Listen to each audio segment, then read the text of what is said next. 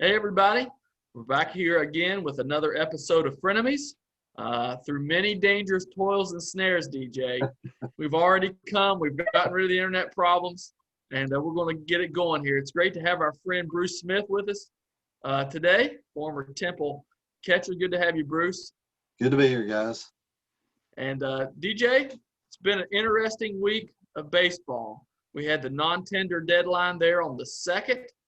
And a lot of interesting players became free agents. And it's going to end up being a really interesting free agent market, I think. I think there's going to be a lot of bargains to be had out there this year. So let's talk about that a little bit. Some of the guys that got non-tendered, maybe some of the more surprising guys. What do you got? Well, we can start right there in Atlanta with Bruce and talk about Adam Duvall a little bit. That was a shocker, to say the least. Very good year there for Duvall. He's going to be a good pickup for someone, no doubt. I'm kind of wondering, Bruce, what you thought about that whole deal with him non-tender and Adam Duvall. Yeah, that was a surprise. The main thing is the outfield is kind of crowded for Atlanta, and I don't know what they're thinking. I don't know if they're – I know Ozuna had a great season. Of course, he was DH, and I know I don't think that there's going to be a DH as long as we have normal season. I don't think there's going to be a DH in the National League next year.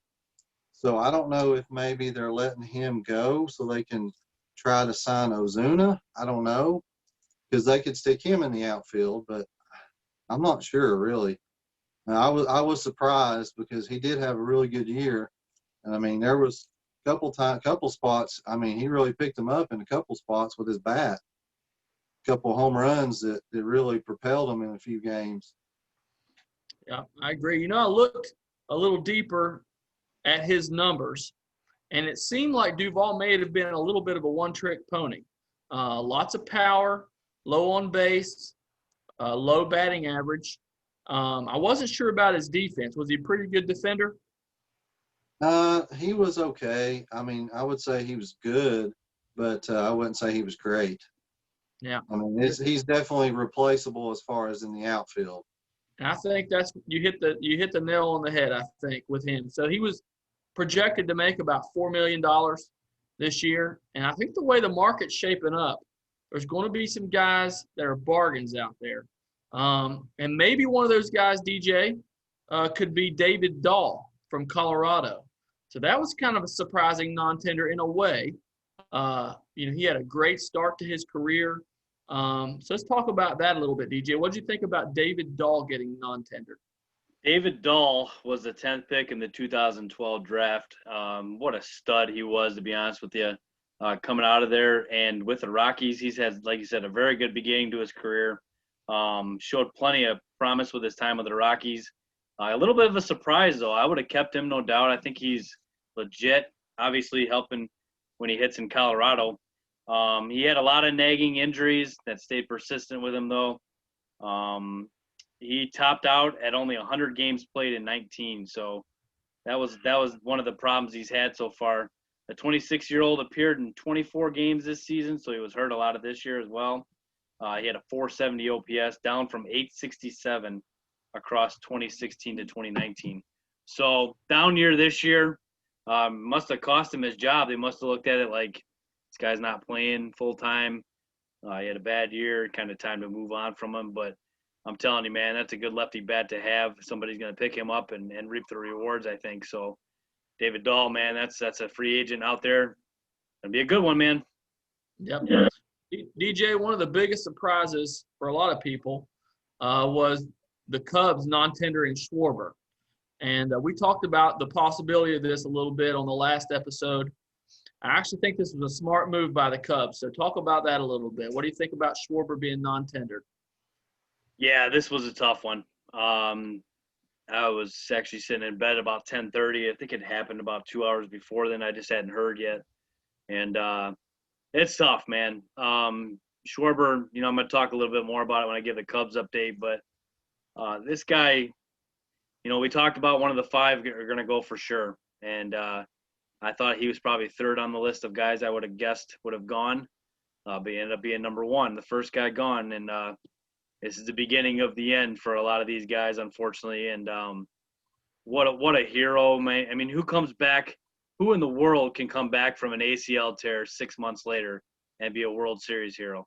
It's unheard of. It really is. And the things that he pulled off in his career with the Cubs were just phenomenal and amazing. And he's a legend, from the Cubs for what he did and pulled off for us in the World Series, especially. And that was tough, man. And I'm going to talk a little more about him later, but some of the teams I've been hearing, David, are the Yankees. I've been hearing a lot about the Yankees going after Schwarber. And to be honest with you, if an American League the team doesn't swoop him up, he's not a fit in the National League, especially like Bruce was saying, if they don't continue with the DH, he's not a good outfielder. So you really want this guy as a DH in the American League. He can really, really play. He had 39 bombs in 19. So Yankees, I've heard a couple other teams, the White Sox, which is stupid. I've heard a few Point to the others. hat, Dave. Point to the hat. That's right. Both your teams are going after him, David, so I'm not a fan of that at all. But we'll see. We'll see. He won't be a Yankee. Not going to happen. They already got Giancarlo penciled in at DH. They really don't have anywhere else to play him. Frazier's penciled in and left. I tell you what I think is a possibility. I think there's a possibility that he could still re-sign with the Cubs for about half the money. So I wouldn't give up on Schwarber to the Cubs just yet. I just think they weren't willing to pay him $12 million, and honestly, I can't blame him. You look at his career; he's terrible on defense. He doesn't hit for average. He does hit for good power, but I'd rather have Eddie Rosario for $3 million less, right? So he's out there now, non-tender. He's a masher. He's only 28 years old. What do you guys think about Eddie Rosario being out on the free agent market? That was a big one, man. I'm not gonna lie. That was one of the bigger names that actually went back into the free agent pool here. 32 bombs and 109 RBI in 19. That's some numbers right there, David. He put it up from 2015 to 2020. Was his career all with the Twins. 42 RBI this past season, which was tough there. The league leader had 60, so he was right there with him, just a few RBIs short of being the leader of the whole league. 54 hits in a 60-game season. He had another good year this year. Yeah. I keep hearing the Red Sox are big on him. Hearing the Red Sox want to get a guy like him. But, man, if they get him, okay. But, man, they got some work to do on that pitching staff like we talked about 100 times. But again, where are you going to play him? Yeah. I mean, that would be my question to somebody like the Red Sox. But my White Sox could use him. That's for sure. There's a lot of teams. Honestly, the Braves could use him. Yeah, they could. Yeah, I mean, he's a masher, and like I said, he's not going to make a whole lot of money. They put him out on the waiver wire. Any team in the league could have had him for 1 year, $9 million, and not cost anything. And so, it makes you wonder. And I don't blame these teams for sitting back and waiting. I was kind of anxious for the Yankees to make some moves. But, man, it looks like there's just going to be a lot of guys out there for a little bit of nothing. So I'm going to jump the gun here a little bit since we're talking about that. What did you guys think about Raciel Iglesias getting traded today for like a dozen baseballs and some White Sox? Well, David, here's the thing.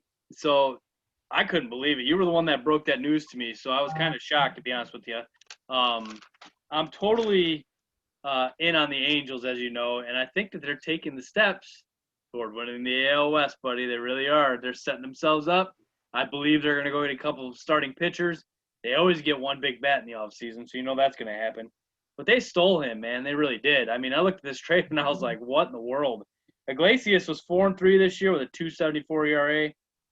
With this 2015 to 2020, all with the Reds. He's got 106 saves over that time, guys. It's pretty crazy to think. He had a span of 28, 30, and 34 saves for terrible Reds teams. They were bad Reds teams. And he's a 10.5 K per 9 guy. He strikes a lot of people out. He's going to be huge to this team. I don't know, man. To me, he's their closer, David. What do you think?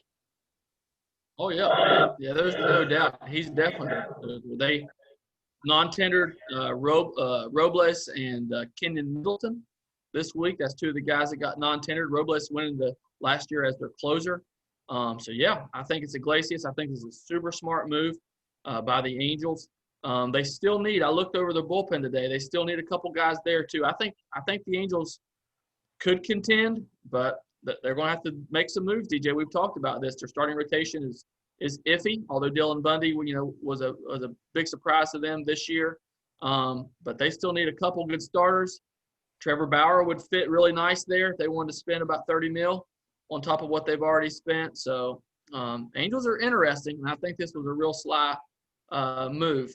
DJ, a couple other guys that were non-tendered, and a little lesser known, but I'm really surprised by. So let's move over to the Orioles.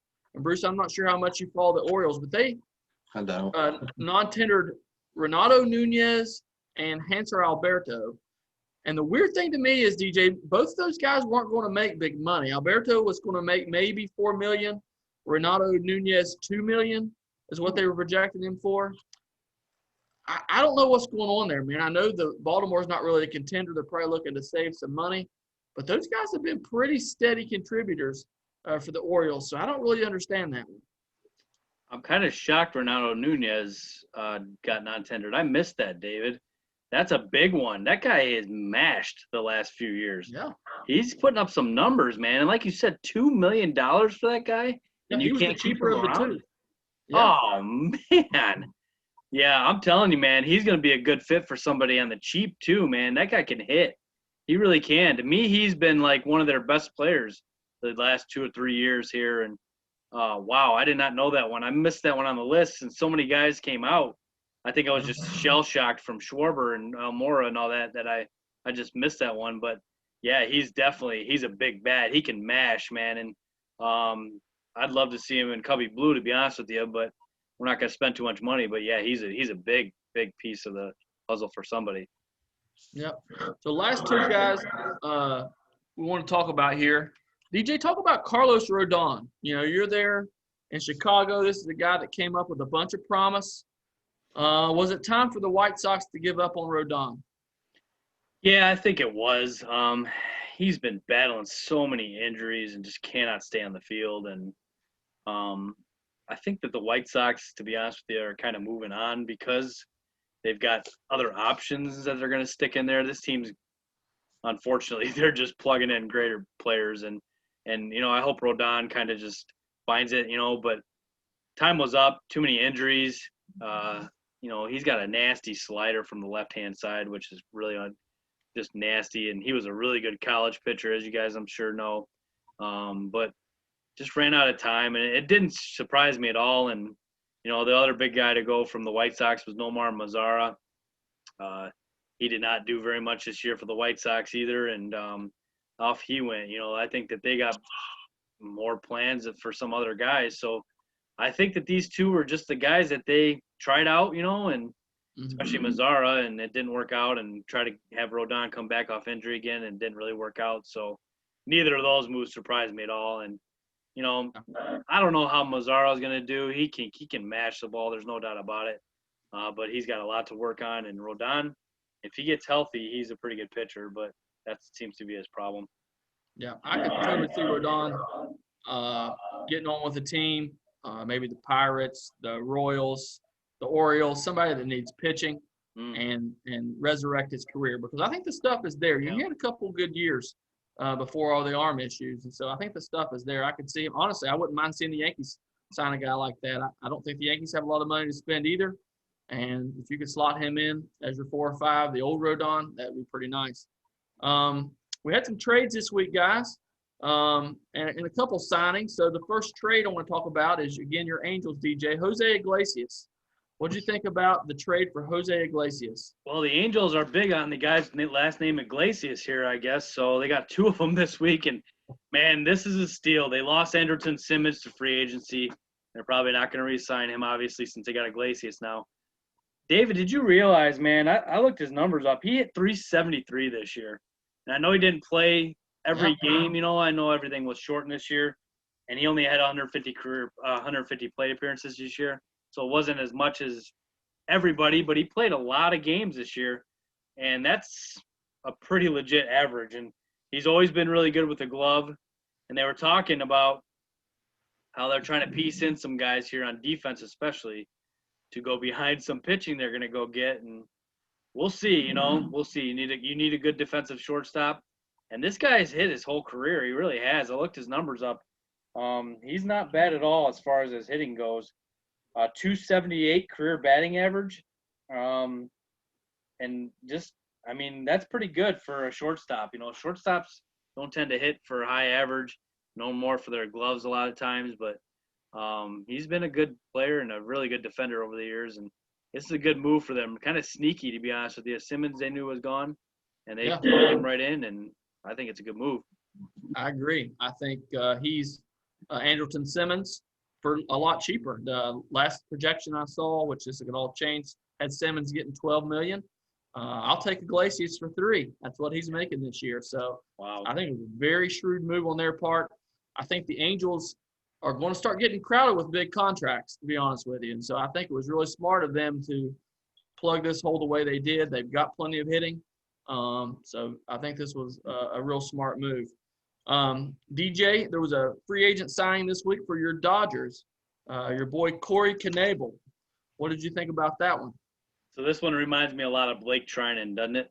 Exactly. It's kind of the same thing, isn't it, David? So it's like you find a guy who was dominant as a closer, maybe had a year or two where he just kind of fell down and then refound himself. Blake Trinan was huge for the Dodgers this year. Big part of their success. Used him a ton in the playoffs. And this was a sneaky move, man. They got him for nothing. And we talked about this last week about the Brewers, David, how they're going to be moving pieces, especially in that bullpen with, the emergence of some of their young guys. And it's smart on the Brewers' part. They didn't get much for him, but I think that they got other plans to plug in some pieces for themselves as well. So it made sense for both teams. The Dodgers just, we keep talking about Jansen possibly falling off, and this is a sneaky move, man. This could end up being the Blake Trinan of 2021, to be honest with you. 2017 All-Star, who had 39 saves and a 1.78 ERA back in 17. The last few years have not been as good, but he's got it, man. He could possibly do it again. So big move by the Dodgers. I really believe they bolstered their bullpen, which is what they needed to do this offseason for sure. Yeah, really shrewd move. I thought the same thing. Blake Trinan 2.0.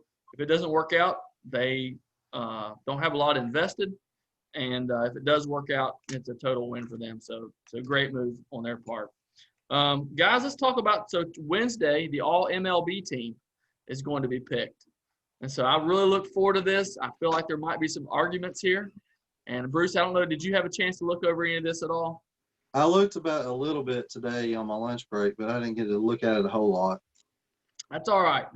So the All-MLB team. DJ, let's start at catcher. And I'm going to go with my pick here being Salvador Perez. And it's really shocking because he's a Royal. He's under the radar. But dude hit .333 with 11 homers, 32 RBI. We already knew he was great on defense. So do you agree or disagree? So I kind of did it first team and second team since they're going to announce both coming up. Oh. It's okay. But I agree 100%. I got Salvador Perez as the number one guy. He's the first teamer. Travis d'Arnaud is the second teamer for me. I think, like you said, Salvador Perez, his offensive numbers this year were very sneaky. I believe he was definitely the best offensive catcher this year. When about 2 weeks left in the season is when I started realizing, man, this guy is killing. What is he doing? Salvador Perez is still killing it. So big props to him. I 100% agree. He's the first string catcher, no doubt, in my pick as well. Yeah. All right, guys, here we go. Now we can fight. First base. First base has to be Jose Abreu. No. 317, 19 homers, 60 RBIs. It's got to be him, right? You know who I'm going to say? Say it, Dean Bruce. is going to say it too, just because he hates Jose Abreu. I'll let Bruce make this pick for me. Go ahead, Bruce. Oh, first base. Of course, I'm going to pick Freddie Freeman. Yes, sir. Yes, sir. Listen, I love Freddie Freeman. Jose Abreu definitely had a better year. It's inarguable. Fight me. Yeah, I will fight you because Freddie Freeman batted 341 this year, Yeah. which is way higher than your boy Jose did. Had less homers, less RBIs. Higher OPS. Freddie Freeman had better defense by far. Freddie Freeman. No. There's your two MVPs though, so this is a good one. Now, This listen, is there going was to be a several good good one, ones on man. here. It's going to be There was interesting. There was some surprising ones. And this next one was not surprising. Second base has got to be DJ LeMahieu, right? I mean, is there any argument on that one? It can't be. I It's mean, not even close. 364 batting average. Yeah. Cronenworth, and who was the other second baseman? Brandon Lowe was the second teamer I had. Yeah, so you can make an argument for him just based on home runs and stuff, but not much of one. LeMahieu, I think, was the better choice there. Shortstop is super interesting because I'm going to tell you what I figured out by doing some research. Nobody talked too much about Trey Turner this year, DJ, but in my opinion, he should win this award. What do you think? I went over the numbers of the three guys, and I don't know how you can't give it to Trey Turner. I don't either. I mean, Tatis gets press. Who was the third guy? I'm trying to think of who it was. Corey Seager. Both of those guys get the more press. And listen, they're both great players and had great years. But how did I not know Trey Turner hit 335, 12 homers, 41 RBIs? How did we miss that? I definitely missed it. He led the whole majors in hits, too. Yeah. 78 hits this year in 60 games. So he dominated, man. And I when I looked at it on paper, I was like, this has got to be, Tatis or Seager. Trey Turner's probably the third guy. No, he's the number one, man. He's the number one guy. He's the guy. And he's got the combination of speed and defense, and he's the real deal, man. And I'm a little bit wrong on him because I didn't think he was that good coming into this year. I kind of admit that I probably thought he was like the 10th best shortstop coming in this year. Man, he had the best year by far of anybody. And I'm going to go with my second guy as Seager, and Tatis's batting average kind of put him third to me from that thing. Yeah, Tatis, he gets third place for me because he bombed my fantasy team when I really needed him in the playoffs. Tatis went quiet, so I'm still mad at him over it. David, Anyway. Listen, man, I could not believe I looked at Seager's numbers. 41 RBI in the regular season, 30 in the postseason, Wow. 3-0. That's why he wins the NLCS MVP. Sorry, Bruce, and the World Series MVP is because of all those ribbies. Unbelievable. I did not know that. That is unreal. Wow, that's a major league record too. But you forget about that a little bit. So he had a combined RBI this year of 71. And I know the Dodgers played more games than everybody, obviously, but that's a lot of RBI for a short season like this. Crazy, man. That is crazy. Third base was pretty interesting as well, guys. I had Machado, 304, 16 homers, 47 RBIs. The other guys there were Turner, and I forgot to write down the third one. Jose Ramirez. And Jose Ramirez. Jose Ramirez, honestly, you could flip a coin with him and Machado. Jose Ramirez was better in some categories. Machado was better in some categories. I think Turner was a distant third there. I'm going to bet you have Mr. Ramirez here, don't you? I don't. I got Machado. Okay. I think. What do you think, Bruce? Got it. I have Machado. Attaboy. Yeah, that's a tough one, man. That's a tough one. Ramirez, again, he doesn't get the press. I think Ramirez, to be honest with you, maybe he's a little bit underrated. You just don't hear that much about him. But I had to pick Machado by a little bit. He had more WAR, and so that honestly played into it a lot with me.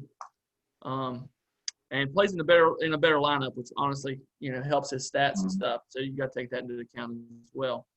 Outfield, DJ, how are they doing the outfield? Do you pick three? How's that working? Yep, we're picking three. Yep. Okay, so the top of the outfield, there's like two guys in it, and then there's everyone else. I think we can all agree Mookie Betts would get the one slot right here, right? 3.4 WAR, 292, 16 homers, 39 RBIs, 10 stolen bases. He definitely led the outfield group in WAR. DJ, would you agree with that, Bruce? Yep. Yep. All right, second spot. Now, this is where it gets interesting. And honestly, your feelings start to come into play a little bit more, just who you like better. So my second guy goes to Juan Soto. What do you guys think? Now, 351, 13 homers, 37 RBIs. I'm sure my boy Bruce there is going to argue a little bit about Ronald Acuna. Yeah, he was out some games though. That kind of hurt him a little bit. Yeah, and his batting average wasn't really up to snuff. And again, the second tier of guys, their stats all look similar. But I left Acuna off the list, just to be honest with you. So my third guy is my boy Mike Yastrzemski. And What? if you look at – yeah, now listen, hear me out. No. Just hear me out. You ever heard of Mike Hear Trout? me out. Mike Trout. Yeah, I've heard of The him. best player. I love game. Mike Trout. Listen, I'm with you there, DJ. I love Mike Trout. But did you analyze these numbers or did your feelings get involved? I looked. Break it down for me, man, because I'm not getting it. Go for it. Well, listen. Compare the wins above replacement with Trout and Yastrzemski. Go for it. And what you're going to find out is it really wasn't that close. So Yastrzemski had 2.5 WAR, which, by the way, was more than Soto, DJ. I'm going to throw that out there. So WAR takes into account base running and takes into account defense, both of which Trout is awesome at, okay? So I'm not busting on Trout. But what I'm going to say here is Yastrzemski, his batting numbers don't stand out, but he's got a 400 on base percentage, DJ. 400. And so you're a big guy with who it's all about scoring runs, Tim Raines, right? Yastrzemski puts it up, buddy, and he plays good defense. He outwarred them all. Listen, and I love Mike Trout, but I'm going with Yastrzemski. I could not disagree with you more. So Mike Trout and Yastrzemski, let's do the numbers. Trout homer 17, Yastrzemski 10. Yeah. Trout RBI 46, Yastrzemski 35. That's a big one. Driving in runs is a huge one. It also, hey, listen, it's also a big deal that Yastrzemski played for the Giants. How many run-producing opportunities did he have? That doesn't matter. He played for the Angels. They didn't even make the playoffs with 8 teams making the playoffs. Mike Trout didn't You think make it the helped a playoffs. little bit having Rendon hitting in front of you or behind you, I guess? I mean, yeah, that definitely helps. There's no doubt about Okay. it. But Who did Yastrzemski have hitting behind him? Pablo Sandoval's gone. He was with the And Evan Braves sitting on the Longoria. bench. OPS, Listen. Mike Trout, 995. Mike Yastrzemski, 968. OPS, I love Mike Trout. I'm giving it to Yastrzemski. Mike Trout's better defensively. War didn't say so. Mike Trout's the best player we've ever seen, He is the best player we've ever seen. I'll totally agree with that. and you're not giving him first team all MLB. What is wrong with you? I like Mike Yastrzemski because I want to be different. Okay, I can't argue with you. I'll I give you can't argue second with you on team. Trout. Second team, I can't yes. argue with you on Trout. Second team Harper and second team Conferto. Conferto had a little bit of a sneaky year. 322 batting average, David. Nine gonna bombs, say he was- 31 ribbies. He was flirting with the first team with me. He was Yeah, flirting he with was it. up there. He was up there. I had to give him a second look, no doubt. Yeah. So DH, Bruce. Who do you think we went with on the Ozuna, DH? Ozuna, of course. Oh yeah, it's got to be Ozuna.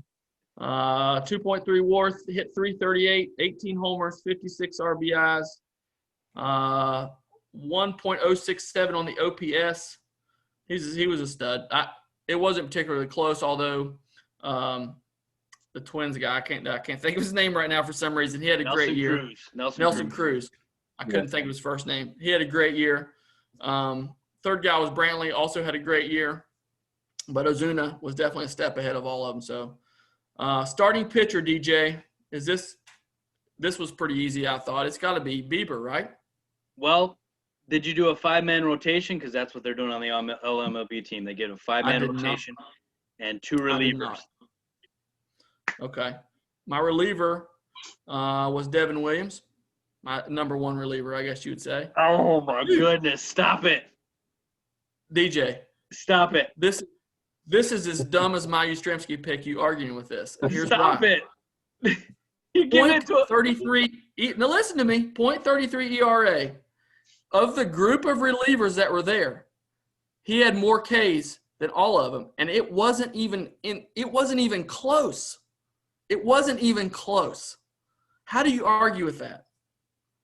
Because he has 0 saves, 4 wins. We're talking about relievers. We're not the best closer. We're talking about the best reliever. I got to give it to guys who are putting up saves and wins, man. I can't give it to a guy who's just coming in the 6th inning, the 7th inning. Do you have their K numbers right there? Garbage. Just tell me who was second. Let's see. Doggone, I don't have the K numbers. I've got my guy. It's not close. I'm going with Liam Hendricks. Oh, brother. 3 wins, 1 loss, 178 ERA, 14 saves. And you know who my second guy is? Brad Hand, 2-1. Non-tendered. 205. 205 ERA, 16 saves that led all of MLB. I don't want your stinking middle reliever in the all MLB team. Get out of here with that. DJ, You already won the Rookie of the Year. You can't Brad possibly Hand give this ERA guy 2 was awards. 1.7 more than Devin Williams. And your other dude, Hendricks, was 1.5 higher. I thought it was about preventing runs. And neither one of those guys, neither one of them, were within 20 Ks of Devin Williams. I don't understand the middle reliever love, man. I can't do it. Bruce, He was that good. He stupid. should have been the closer. Hey, as a Braves fan, I would like to have a middle reliever like that. I mean, that's been troublesome for the Braves, as you all know. So, Yep. you know, middle relievers, I mean, those guys are some of the most important ones, you know. This guy Important can't help it players. that Josh Hader was there before him. It's not even arguable that he had the best year. I mean, it was not even close. Oh my goodness. I DJ, get his point about wins and saves, though, but still, if you're talking about an award for the most important player with the stats, it doesn't necessarily have to be wins. And, you know, that your guy, I mean, I don't know. I'm enjoying you two going back and forth. Let me ask you this question, Bruce. Leave DJ out of this. If you took the stats and you could pick between, and you had to strike out a guy or get a win for your life, and one guy had a .33 ERA and the other guy was 205, and one guy had 53 Ks and the other guy had like 30, who are you going to pick? Oh, I go with the guy with the strikeouts. Yep. DJ, I need to call the school you work for and tell them you don't know how to manage a pitching staff. I just got dumber. I'm putting your boy Williams and Jake Diekman on my second team if it makes you feel any better. It doesn't. It doesn't make me feel any better. Can I go back to something real quick, Bruce? Real quick. Marcell Ozuna. That's gonna hurt you guys, obviously. Now, Yep. I'm having a little bit of a hard time with this one. So, here's the numbers. Freddie Freeman was obviously the MVP. Freeman had 13 bombs, 53 ribbies. Ozuna had 18 bombs, 56 ribbies, both which were higher than Freeman. Batting average, Freeman got him by 3 points. OPS, Freeman got him by a little bit too. My point being, Marcell Ozuna didn't finish in the top 3 in MVP, and that's a scam. He's got just as good a numbers as Freddie Freeman had this year for you guys, and what a season he had. Talk a little bit about Ozuna. Yeah, I can't argue with you there. I mean, he was just a lightning rod for the Braves this year. And, you know, I don't know, I can't say enough about him, really. Just, you're right with the numbers. I mean, he was better than Freddie in some of those categories. But, I think they gave the MVP to Freddie just because of how much he means to the team as a whole. As a leader of the team, kind of like in college football, how they give the Heisman Trophy award is kind of, some might call it a farce because it doesn't. The team, the player that it goes to, it could go to somebody else just as well. Same deal with Ozuna, and Freddie Freeman. I agree with you. The MVP could have went to him as very well, just the same. Sorry, guys, I'm stuttering a little bit here. Oh, You're you're doing doing good, fine, man. man. You're doing So- good. David, go back to your pitching, starting pitching. You got do you got 5 guys by any chance that you came No, up I with, don't. or- I don't have that list in front Okay. of me, to be honest with you. But off the top of my head, DeGrom's got to be there. DJ, I know we're probably going to disagree here, but Garrett Cole is probably in that top 5, just off the top of my head. I got to watch him all year firsthand this year. To be honest with you, when he was with the Astros, he was kind of outshined a little bit maybe by Verlander, and it goes back to your all's point with Ozuna and Freeman. You could have made a really good case that Cole 2 years ago should have won that Cy Young instead of Verlander. But I'm trying to think of who else would have been on that list. Ryu, you could have made a case for Ryu to be there. Go ahead and give me your top 5, DJ. So my first team pitchers are Shane Bieber, Yu Darvish, Max Fried. Wow. Yeah, I forgot I was going to miss Fried. Trevor Bauer, and I went with Kershaw, man. And this was a little bit tough, but Kershaw, man, if you look at his numbers, wow. Yeah. Forget how great he was. My second string guys were Dinelson Lamet, Jacob deGrom, Garrett Cole, Kenta Maeda, and Hyun-Jin Ryu. Okay, I'm going to fight you a little bit on leaving Cole off that list. How do you do it? Explain it to me. Well, to be honest with you, man, he had the most losses. He's 7-3 with a 2.84 ERA. Of the guys listed, of the top 10 guys on this list, that's the highest ERA of all of them. He's under 100 Ks, which 3 guys were over 100 Ks. His WHIP is probably beaten by 4 or 5 of these guys too, as well. So, 3 losses as well. So his numbers weren't as good as some of these guys, just in my opinion, I think. All right, Bruce, talk about Fried a little bit. So he kind of came out of nowhere a little bit. I mean, Soroka was the guy getting all the press. Tell us a little bit about Fried. Oh, I mean, he was about the only starting pitcher they could depend on this year, really. The other guys were so up and down, and of course, you had guys getting hurt too. That hurt a little bit, but I mean, he was lights out. I was surprised. He was a pleasant surprise. Couldn't believe how consistent he was and how dominant he was in some of the games that he pitched in. Yeah. And Bruce, we're going to kind of jump the gun here a little bit. We're about ready to move on from that anyway, but we've laughed here, me and DJ, about the hatred for Brian Snitker from some Braves fans. So can you explain that to us? I mean, you just, perfectly laid out why I think Snitker's a great manager. They didn't have anybody in that rotation once Soroka went down but Fried. And, of course, Ian Anderson shows up big. Kyle Wright comes in there. Talk about Snitker a little bit. I mean, you think he's a good manager? You hating on him too? No, I don't really hate him. I think he's a good manager. Some of his decision-making is questionable at times, and that's why, guys are quick to jump on him about, being a poor manager. But, I mean, I think he's done a good job with what he's got. Yeah. I mean, there's certain situations that, you think he could have made a different call, like to sacrifice bunt or whatever, different situational baseball, small ball type situations that he could do some better decision making, and then taking pitchers out too soon sometimes. But Bobby Cox did that. Bobby Cox, I mean, he outcoached himself over and over again. Yeah. Yeah, so it's going to be interesting. The Braves, we talked a little bit about their relief corps. They're losing I see his face, but I can't think of his name. Melanson. They're losing O'Day. Yeah. Both of those guys, had good years this year. So, what did you think about the most recent pickups with Smiley and Morton, and then what do you think is going to happen with the bullpen?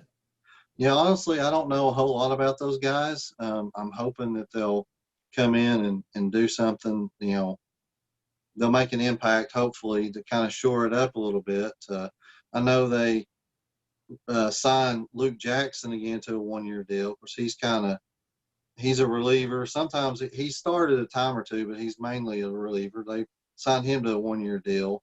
And I mean, they're 1 or 2 pitchers away from really being dangerous. Yeah. DJ, I'm sensing a sneaky Braves move in here somewhere. I just have this feeling that somebody like Brad Hand might end up there, or the Angels just got Iglesias. I think there's a trade in there like that. Don't you think so?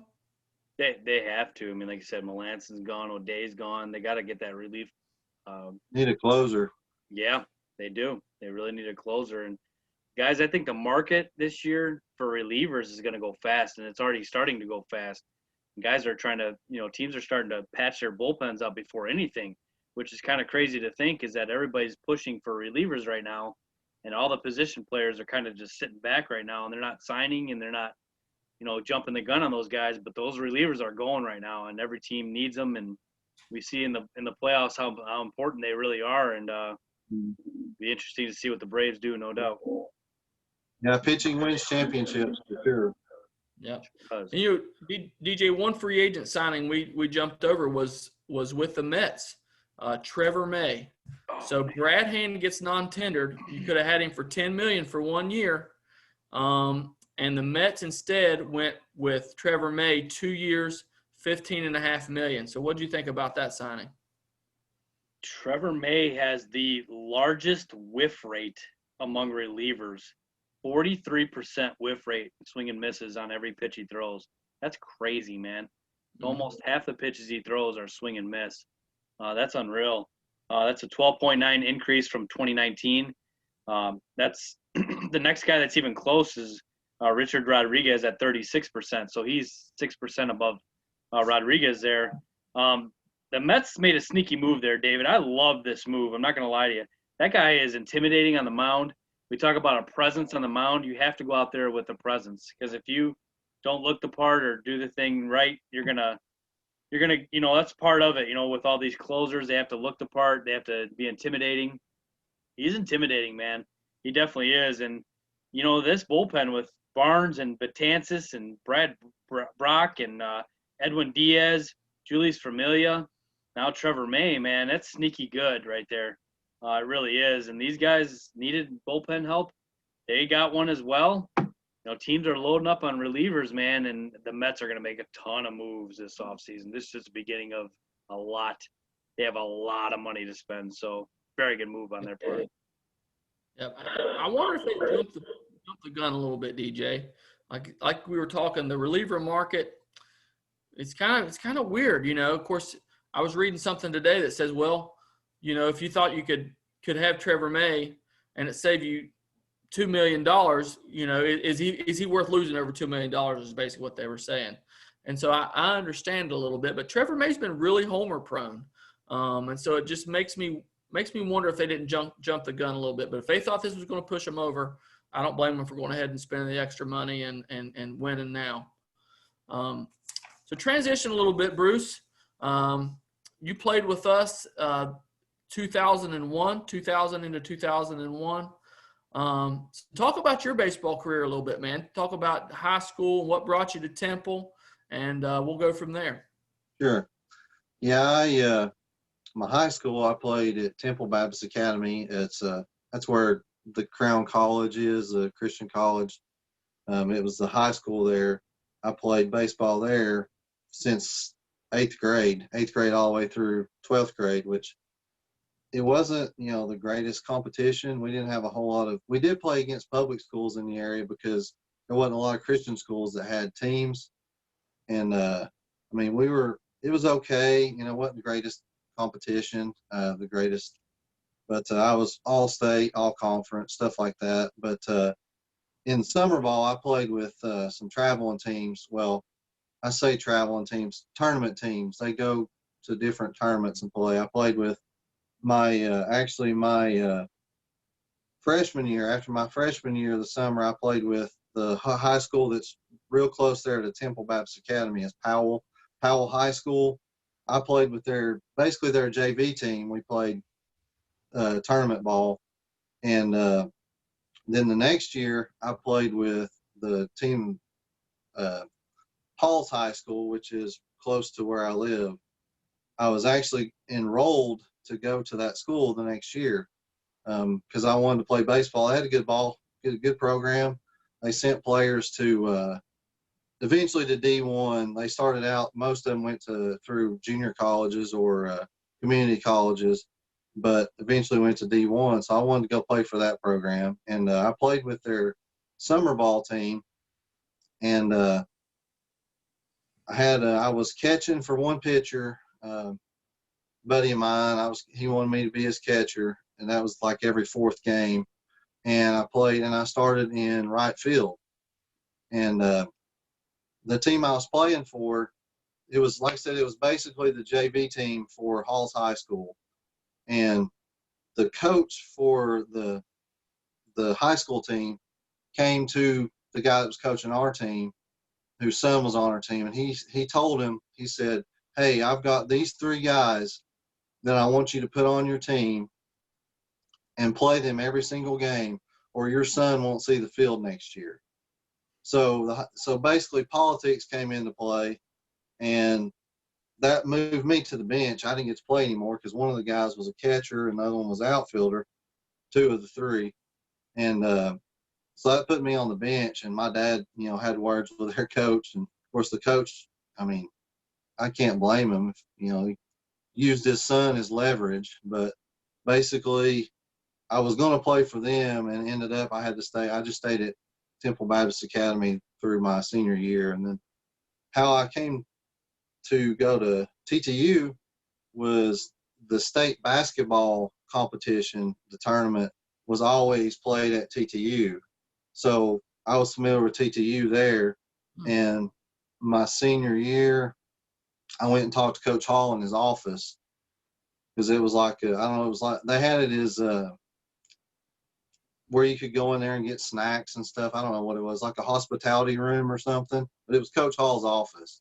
And I went and talked to him, and, he gave me the paper to fill out with my stats and all that stuff, and I gave it to him, and it just, went from there. And he called me and said, "Hey, yeah, I had to send in a letter or something to get accepted to TTU." I don't remember what all that. It's been so long since I've been to college, all that stuff, the process of applying for the college and all that. But he's like, "Yeah, we could use you." And then I went and on an official visit and went and he went in the batting cage and threw some BP, and I hit and threw some. He said, "Just come on. If you get accepted, we can use you." I said, "Okay." So I ended up coming to TTU. So let me ask you this. Was that batting cage in the old elementary school building? Yep, sure was. So what did you think? Now, maybe coming from a Christian school, I came from a Christian school, a small Christian school. We didn't have the nicest facilities. But what did you think the first time you went in the old high school?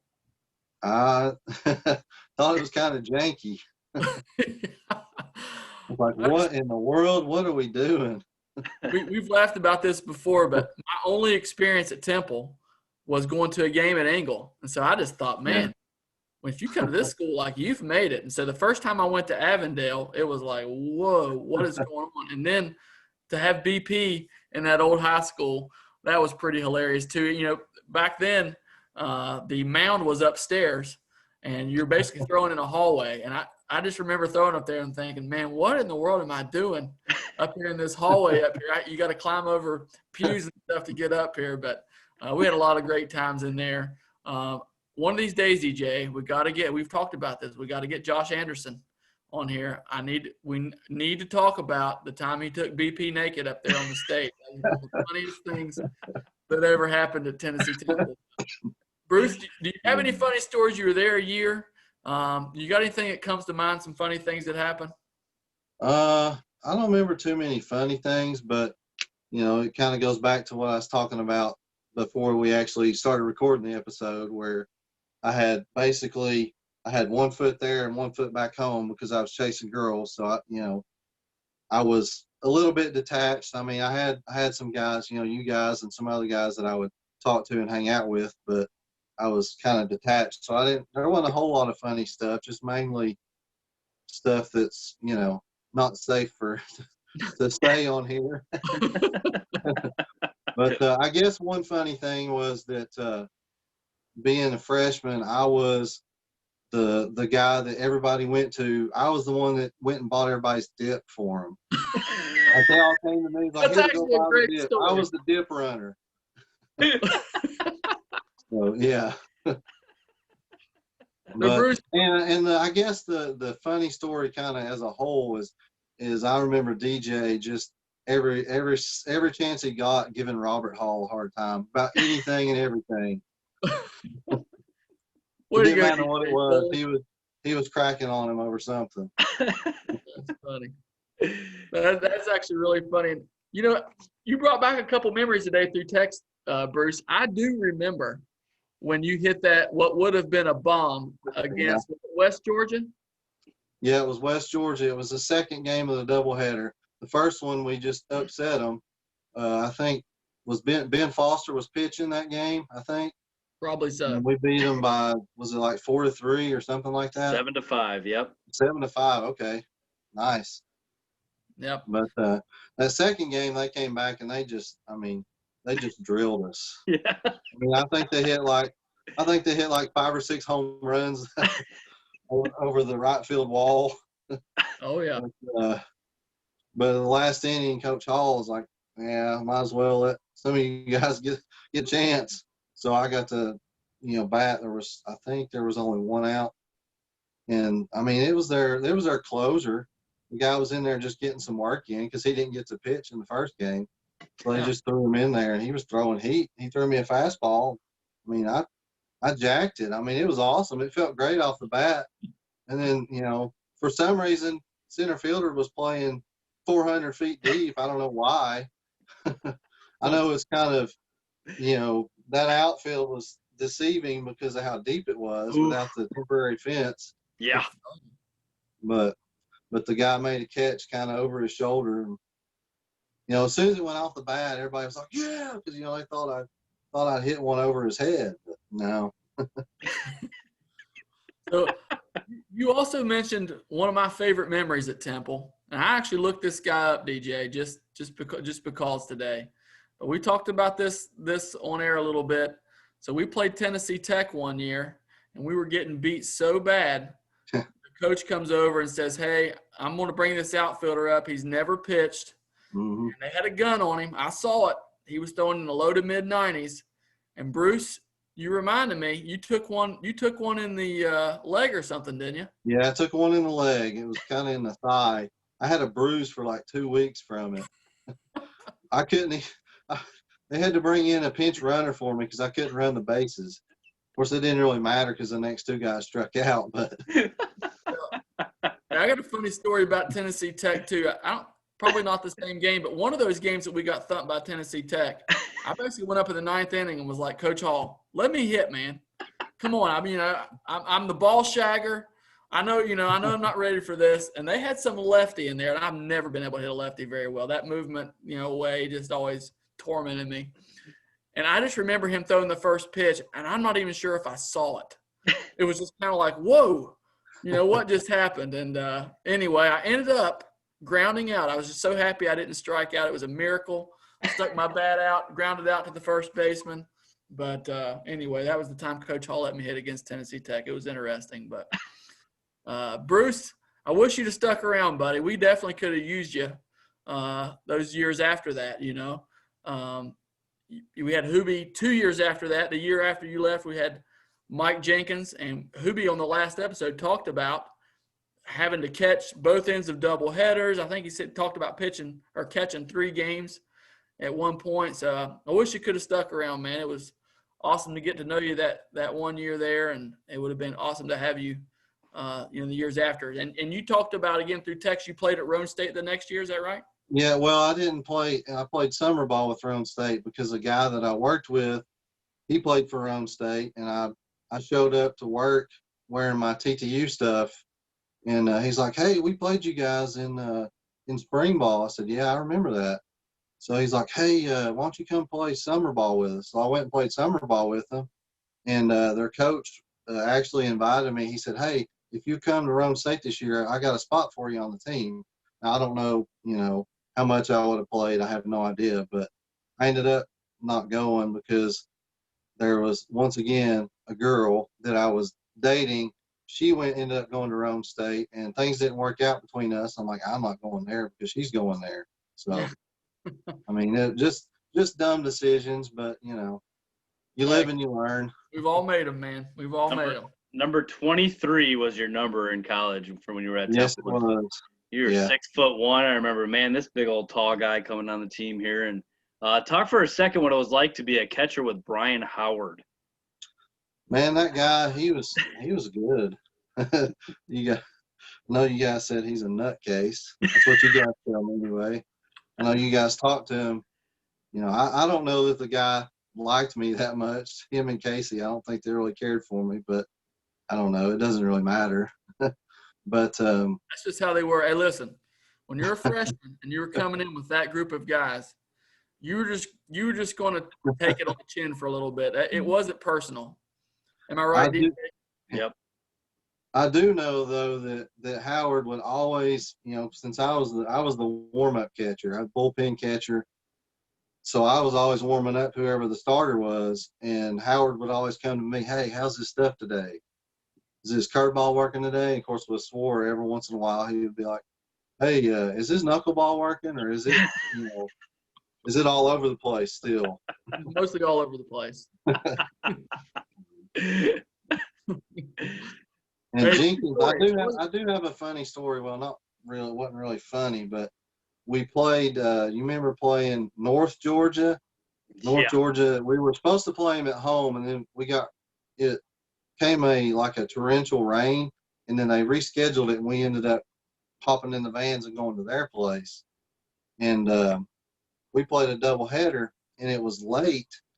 The first game Howard caught, and then the second game Mike Jenkins was the catcher, and I don't remember who was pitching, but when the sun was coming down, it was right in the catcher's eyes. And the pitcher, whoever it was, you could throw a strike right down the middle, and as the catcher, you couldn't see the ball. You just hope and pray that it went in the mitt. Oh, And Mike had probably 5 or 6 pass balls because you just couldn't see the ball. So Coach Hall, he's like, "You want to give it a shot?" So he stuck me in there because Howard I think his knees were hurting or his back was hurting or something at that point. So he stuck me in there, and it wasn't any better. I had 2 or 3 pass balls. I couldn't see until the sun went down a little farther. And the next 2 practices, the whole entire practice, Coach Hall made me and Mike both get the tennis balls out and work on blocking the ball. Like for 2 straight practices, that's all we did was work on blocking the ball with those tennis balls. nice. Oh, kind of hard to catch what you can't see. That's Yeah. And North Georgia was usually good too. That was definitely a problem. Yeah. They smoked us. Yeah. So Bruce, tell us a little bit about where you are now, what you're doing. You got a family? Yeah, I got a wife and 2 kids, 2 boys. One's 14, freshman in high school. The other one's 7. And he's interesting thing. I don't have time to talk about it on here, but my youngest has a condition called Marfan syndrome. When you get time, look it up sometime, or maybe we can, I can message you guys, text, whatever, tell about him. But it's kind of a long story, a lot of stuff involved. But my oldest though, he's playing for the high school right up the road, Gibbs High School. He's homeschooled. We're homeschooling, but he gets to play for the local high school. He's playing football and wrestling for the local high school. So Nice. And I'm just working for a company called High Resolutions. It's a graphics company. They have graphic designers, but we have a print shop too. I work as a delivery driver, customer service, occasionally do installs, like putting vinyl on doors and put up wallpaper, stuff like that. And I'm now running a embroidery machine. So I embroider hats and shirts and stuff like that. So just kind of multi-purpose. Also work in the shipping department as well. So Awesome. Well, man, it was great getting to play with you. You were a great teammate there, and it was great getting to know you. It's been great keeping up with you on Facebook and your family, and you're doing an awesome job with them. And glad to see you're still serving the Lord, still in church. I mean, it's awesome as well. And just appreciate you coming on today and chatting with us a little bit, arguing with us a little bit. But DJ, just to wrap it up here, man, we had three guys pass away in the past week, former major leaguers. You want to talk about them? Sure do. I got my guy, Bill Spanswick. He played one season in the majors in 1964. He was a 25-year-old lefty. He was 6'3", 195 pounds. His only season, his record was 2-3 with a 6.89 ERA. He started 7 games that season, 65.1 innings pitched, 75 hits allowed, 50 earned runs, 55 Ks. The 1964 Red Sox were 72-90, 8th place out of 10 in the American League. Spanswick passed away at the age of 82. In high school, Bill led his squad to a Valley Wheel championship. I'm assuming that's a conference. He was a 9-1 pitcher with 1 no-hitter and 7 one-hitters in high school. 56 consecutive scoreless innings in high school ball as well, which is awesome. One of the things we forget, guys, is what he kind of said is very true. There were only 8 teams in the AL when he pitched. So it's a lot harder to get to the major leagues in those times. It really was. You only have 72 guys pitching back then. So he's one of them. He made it. I didn't think of it that way because there's a lot less teams, a lot less spots, man. We've got a lot of expansion throughout the years, and there's more opportunity for a lot more players. So to make it back then, man, was really hard, and he did it, and he was pretty proud of that. So rest in peace, Bill Spanswick. All right, the guys I had, the first one was Bob Miller. He died this past week at the age of 94.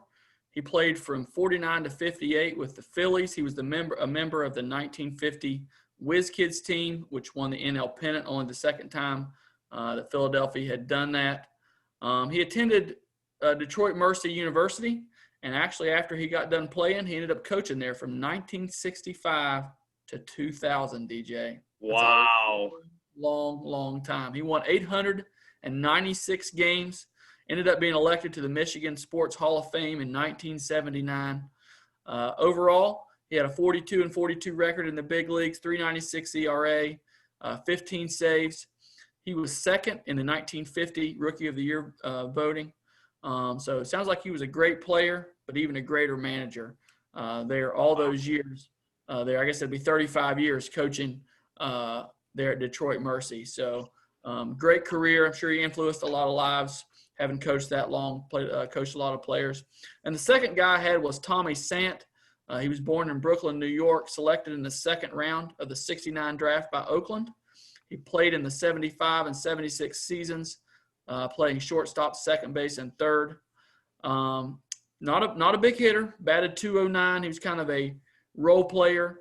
But as happens with so many times with these utility players, he turned out to be a great coach. He spent 13 years on the staff with Jim Leland, also coached under Gene Lamont and Lloyd McClendon in Pittsburgh. And I was reading a little bit about him today, just what some people said about him. And one thing I really respect about him is, number one, he was described by multiple people as humble. And that's a hard thing to do. You know, when you got everybody else telling you how good you are, to stay humble, that's a great character trait. And the second thing was, a couple of different people said he was brilliant, brilliant baseball mind. He obviously was a great number 2 guy to stay on Jim Leland's staff that long. So a great coach. But rest in peace to Bob Miller and Tommy Sant. And, so David, if we could transition here, I could get my little Cubs update here real quick. Yes, I about skipped that. I'm sorry. It's okay. Before we wrap up here, wanted to mention a few things here, actually. Len Casper was the Cubs announcer for 16 seasons. for the Cubs as a TV announcer, left us this week, kind of shockingly, to be the White Sox radio guy. So, man, this is not sitting well here in Chicago. So we lost our play-by-play guy for the TV to the White Sox radio. Len Casper was a part of a lot of Chicago baseball history for the Cubs. You know, he was the announcer for the 16 World Series team. So another shot to that team came this week, kind of unexpectedly. So I don't know. I have a hard time with that one. It really does. That one's not sitting too well with me. So the Cubs re-signed Colin Rea, Dan Winkler, and Kyle Ryan to add to their bullpen. These guys were on the team last year, so they just kind of tendered those guys. Kept them around.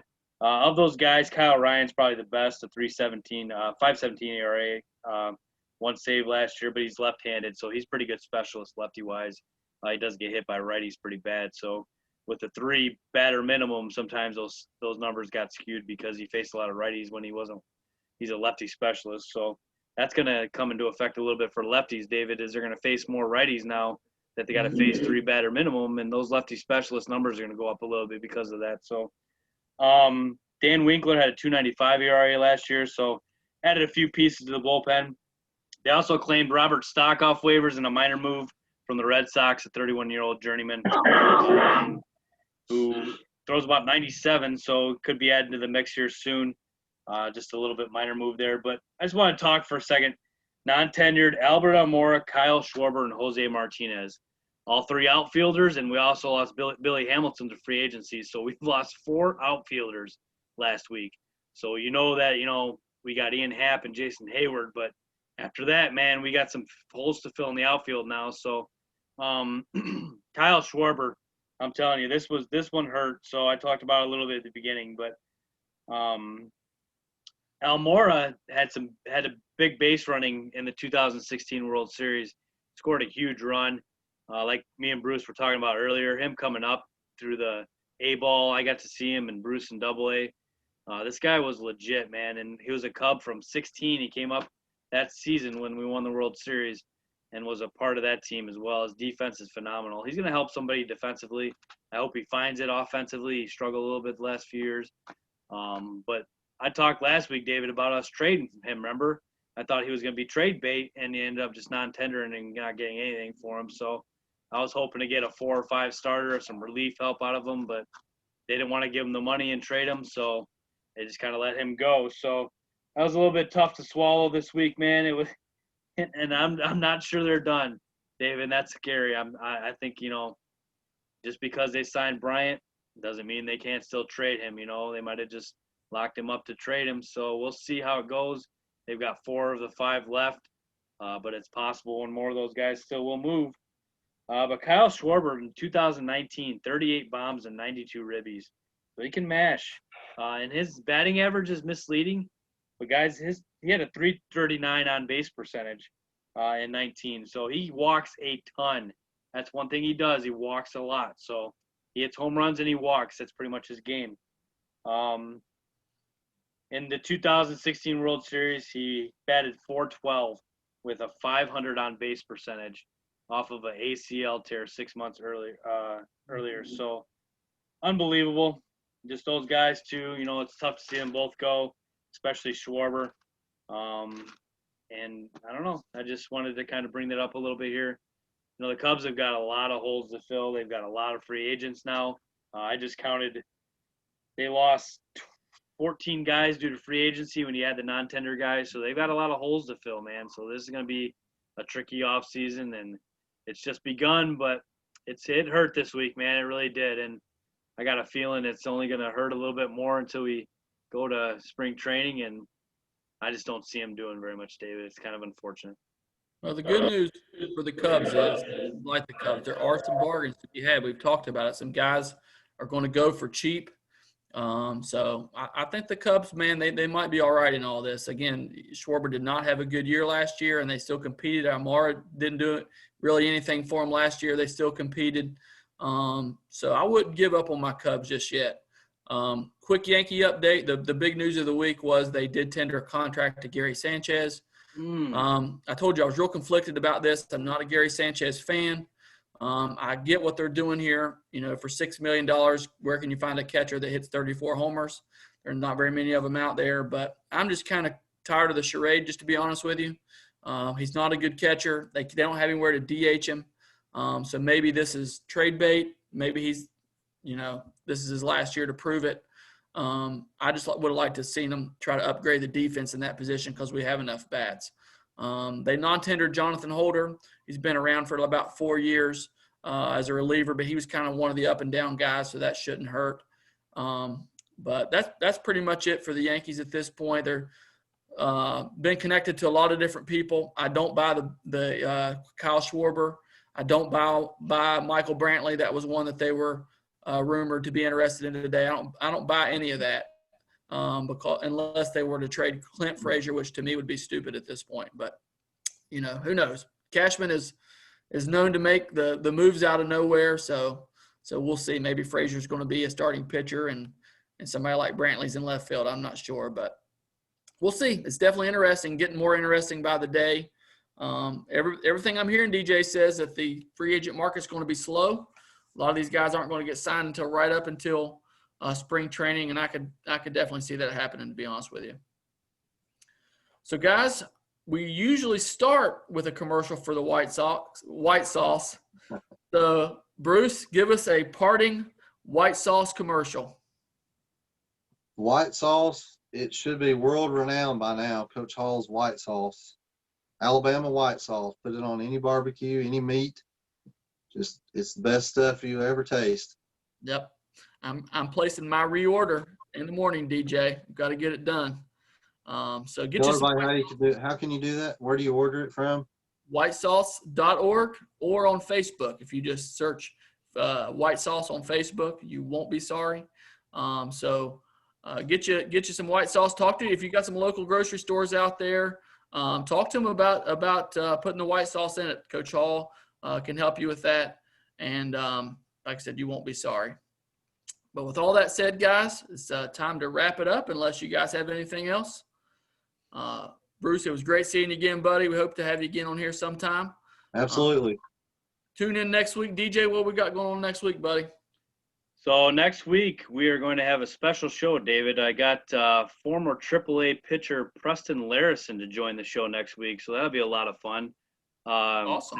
To have him on the show, and we'll talk to him and about his career and everything, and we'll go through that. It'll be a lot of fun. And then the 21st, a few days before Christmas, is trivia night.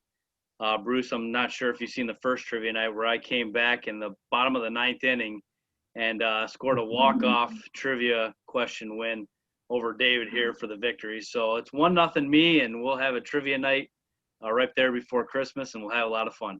There's 2 people that got the shaft in the month of November, and one of them was Donald Trump, and the other one was me. So I think there was definitely some shifty dealings. Still won't accept the fee.